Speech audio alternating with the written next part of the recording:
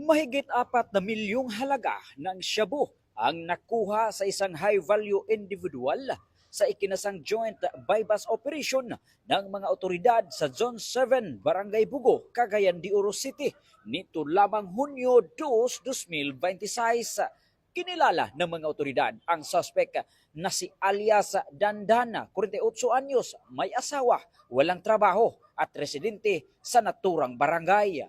Pinangunahan ng Regional Police Drug Enforcement Unit 10 o RPDEO Region 10 ang operasyon, katuwang ang iba't ibang law enforcement units ng Philippine National Police at sa koordinasyon ng Philippine Drug Enforcement Agency CONPIDEA Region 10.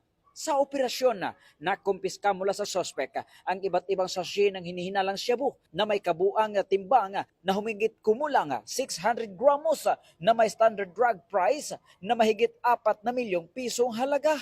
Bukod dito, na-recover din ang isang weighing scale, cellphone, mga lalagyan ng hinihinalang shabu at mark money na ginamit sa bypass operation.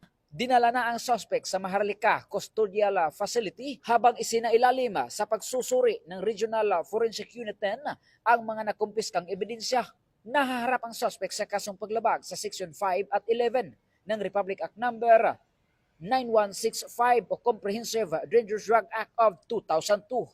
Patuloy naman ang pinaigting na kampanya ng Police Regional Office 10 sa liderato ni Police Brigadier General Christopher N. Abrahano laban sa illegal na droga upang mapigilan ang pagkalat nito sa mga komunidad sa Northern Mindanao. Ito ang bagong PNP para sa bagong Pilipinas, serbisyong mabilis, tapat at nararamdaman.